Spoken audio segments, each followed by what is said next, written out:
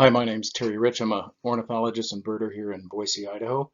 This is the second talk recorded on December 2nd, 2020, talking about the two main bird population monitoring programs that we use in North America. This one is on the breeding bird survey. The earlier one was on the Christmas bird count, and toward the end of this talk, I will compare the results of both population monitoring methods for a few species to give you an idea of the differences in the pictures we get from these two times of the year and these two different methods. There are hundreds of bird population monitoring programs in North America. Here are just a few of them to give you a feel for it. Some programs are designed for particular species such as mourning doves or American woodcock. Many others are designed to track multiple species at one time.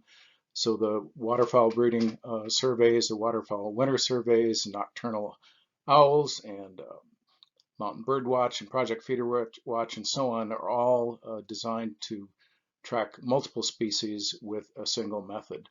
The breeding bird survey that I'm going to talk about here is a system for monitoring many species during one sampling period. The population trend of a species is one of the most important features, one of the most important metrics we have when we try to compare species to each other to see which one is more in need of conservation attention. You can see the 6 factors we use here in the species assessment process. This is a process that was developed in the early 1990, 1991, 92, I think was the first publication on the process.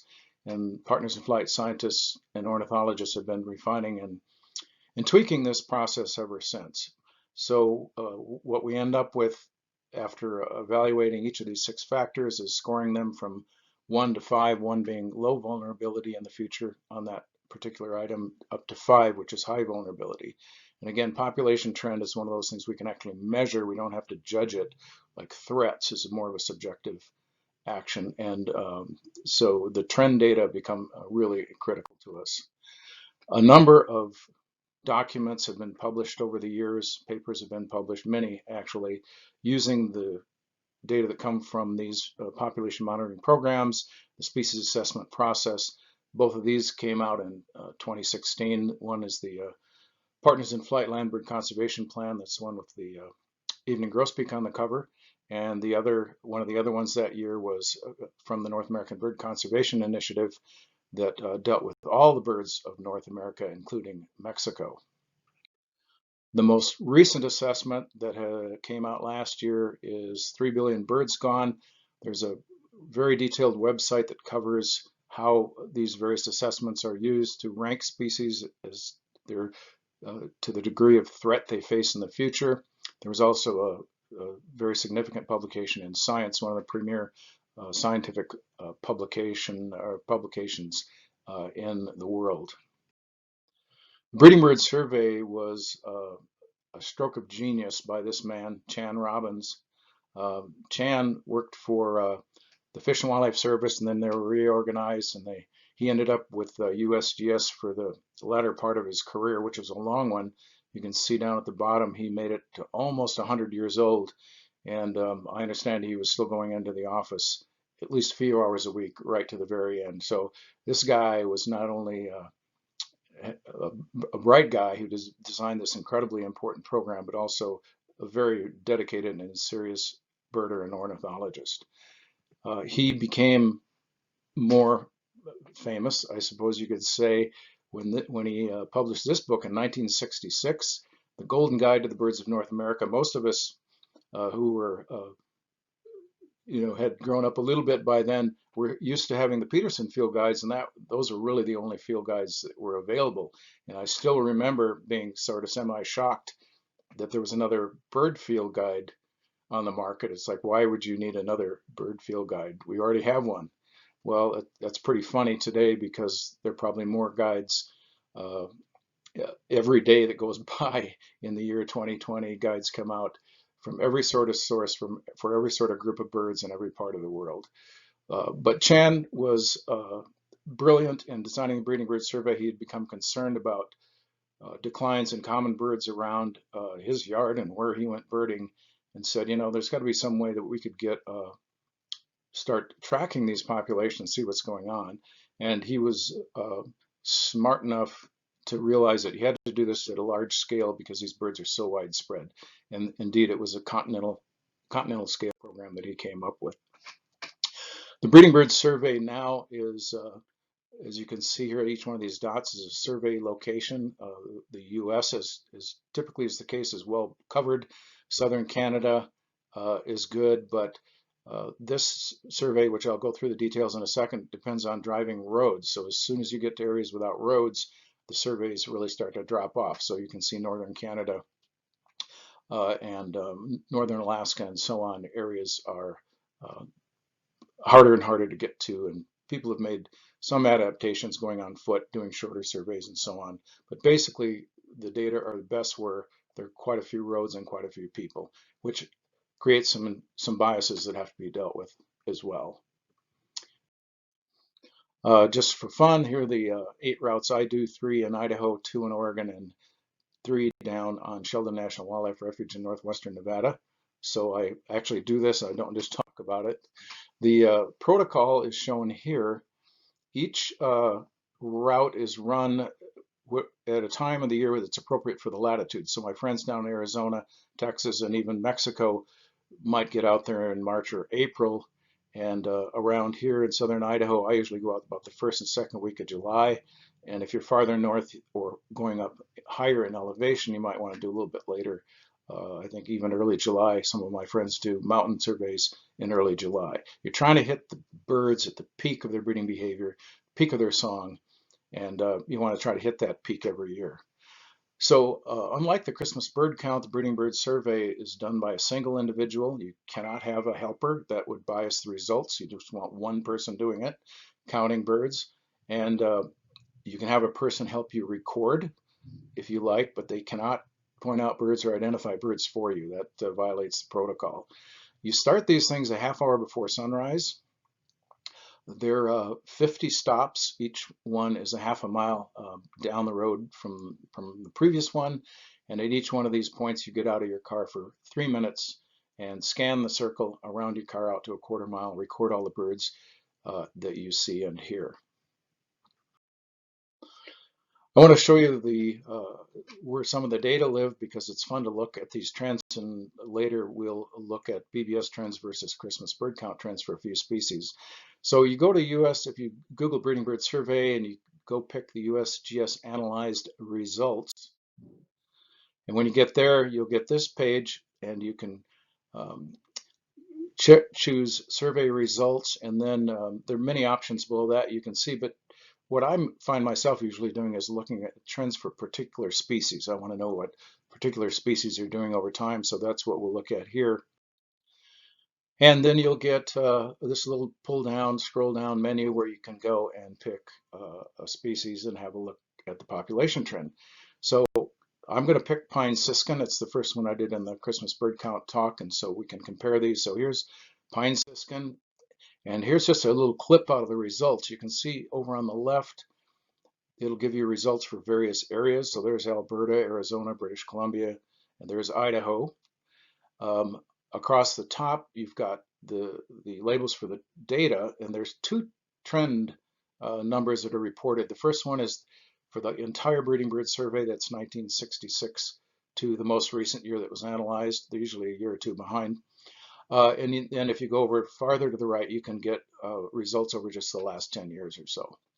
So what I'm interested in typically is that trend for the long term, 1966 to present roughly. And you can see, in this case for Idaho, you see a negative number, negative 2.76. It's also in red, which means that's a significant decline. And while we're looking at this, you can see there are also significant declines for British Columbia, California, and Manitoba.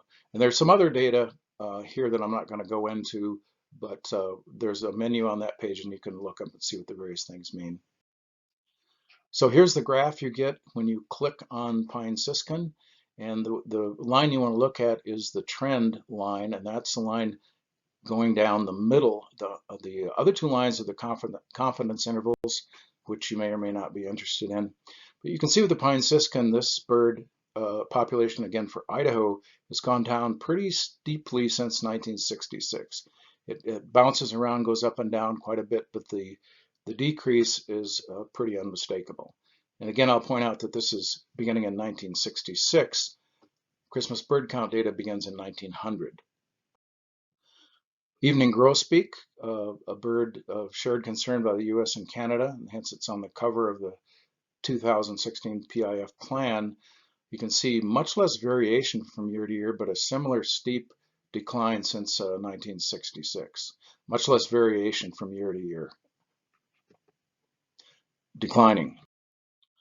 House finches have been increasing for a long time in the West and in Idaho, so I thought I'd look at the data for that bird. That species, and you can see, if you can sort of pick out the trend line in all this noise, a lot of variation, but basically have gone up for many years, and in the last few years maybe dropping off a little bit. Increasing overall. Red-breasted nuthatch also showing a decline. If you ran a regression line through those data, I'm pretty sure it would be a significant decline. Again, a fair amount of variation and some kind of big loops up and down, and then still trending downward over the long haul. American robin is a really interesting bird in the winter time. We'll look at the Christmas bird count data. It varies enormously from year to year. But in Idaho during the breeding season, again, you've got another bird that seems to be going down despite a lot of variation from year to year. I don't know that I've seen or heard too much about what might be going on with this bird. It seems like I've picked all birds that are declining. That was not on purpose. Here's a mountain chickadee. Also long-term decline since 1966 to the present year. Declining. A bird I know has been going up, common raven. You can see this very clear, and it's not even a steady increase. It's almost an accelerating increase of raven populations. You'll see that's the same thing. It's borne out by the wintertime data. So this bird is going up. And another bird we know has increased greatly in recent history is the Eurasian collared dove. Of course, these birds were not even around. I think they showed up on the Christmas bird count for the first time in 2005 for Idaho. They didn't show up in my neighborhood in Boise until 2015. So this is a very recent phenomenon in this part of North America. But you can see the rocket takeoff shape of that population curve just have exploded and increased at a very high rate, although that may be coming to an end. We'll see that in a second. So up for this guy. A lot of people ask me if mourning doves are being impacted by this great increase in collared doves, and here you can see the mourning dove breeding season data really bouncing around. It's hard to pick out that center line, but you can see that even with the confidence intervals kind of get in there messing it up, this bird is also going down. So then let's compare a few of these species and look at the breeding bird survey, BBS on the top, and then the Christmas bird count data, again covered in a talk recorded earlier today. Now these Christmas bird count data I have set also to start in 1966, so we can compare the same years to the same years. So it's really interesting. This is a good place to start. You look at the breeding bird survey, pine siskin is showing a steep decline, breeding season birds. You look at the Christmas bird count, tremendous amount of variation, and they're probably going down, but it doesn't seem to be on such a steep trajectory. And in fact, while the breeding bird survey data showed a steady decline, siskins actually went up about in the middle of this these Christmas bird count data. So what's going on there? Evening grosbeak again. So here's the breeding bird survey. They're very steep, very steady decline. And you can see the Christmas bird count data shows a similar decline over time, but it seems to have been much steeper for several years and then sort of has flattened out. So very different types of curves. House finch, breeding bird survey increase, Christmas bird count It's gone up for a long time, but in recent years, it's started going down, and it's really bouncing a lot from high to low to high to low. So I'm particularly interested in this one. I didn't realize this was happening until I looked at these numbers. So it'll be interesting to look at neighboring states, see what's going on in Montana, Utah, Nevada, and of course look at the trend across all of North America. Again, these birds that are widespread, you really need to look at pretty big scales before you can make any kind of decision about what's going on. Red-breasted nuthatch, there's the decline on the breeding bird survey, and probably a slight increase on the Christmas bird count data there at the bottom. So this is giving us two different pictures, like with some other species, and just raises a lot of questions. American robin, declining on the breeding bird survey quite clearly, bouncing all over the place during the Christmas bird count data. Again, these are all for Idaho. And showing maybe a pretty stable population in the long run during the winter. Chickadee was another one of the decliners in the breeding bird survey data, but on the Christmas bird count data, some recent declines, but maybe more or less stable over the long run of the Christmas bird count data run. Raven, you get the same picture whether you look at the breeding season data or the Christmas bird count data, increasing. And same pretty much for Eurasian collared dove. Note, however, that the Eurasian collared dove for the first time has started to decline on the Christmas bird count data. And this is interesting because this bird has been increasing at a phenomenal rate since it came into Idaho, but now it looks like maybe it's starting to drop off. And the breeding bird survey data isn't quite as current, so it'll be interesting to see what happens when they do an analysis of the last couple of years from the breeding bird survey. If that also shows this bird starting to drop off for some reason. Mourning dove, rather different pictures. It looks like a long-term decline during the breeding season, but when you look at the Christmas bird count data, you got this sort of stable and then this big increase, and then they start dropping off again. So boy, these are really complex pictures that don't align with each other, and again they raise lots of questions. What's going on with this bird? Finally, I just want to point out that these individuals like myself who've been doing breeding bird surveys for many years, it's well established that as people get older they start losing their hearing. If you look at this graph right here, you see how the hearing drops off, and let's look at the high end there, that 8,000 hertz. That's getting up to cedar waxwing and golden crown kinglet call note frequencies are quite high, and as you get older you really start to lose that hearing. And I have some friends older than me that have had to quit doing breeding bird survey routes because they just can't hear the birds well enough to keep doing it. So if you are interested in doing this and you're younger, I'd say find somebody, start going out, start learning the technique. As always, learn your birds the best you can, especially by hearing. When you're stopping for only 3 minutes at a point, I probably get 70 or 80 or even 90% of my detections by hearing the birds. I don't see most of them. That sage sparrow that's 100 meters away, I'm not going to see that, but I can hear it. So hearing is incredibly important for this survey, and we need younger people to come in, learn the ropes, and take over these routes into the future. Most birders are pretty used to getting up in the morning. They don't mind it, but I'll tell you, being out counting birds a half hour before sunrise is a wonderful thing. And as the sun comes up across the landscape, it's always just pure joy for me. And I hope my hearing holds out a few more years before I have to give up my Silver City route to some young whippersnapper. Thanks for joining me, and happy December.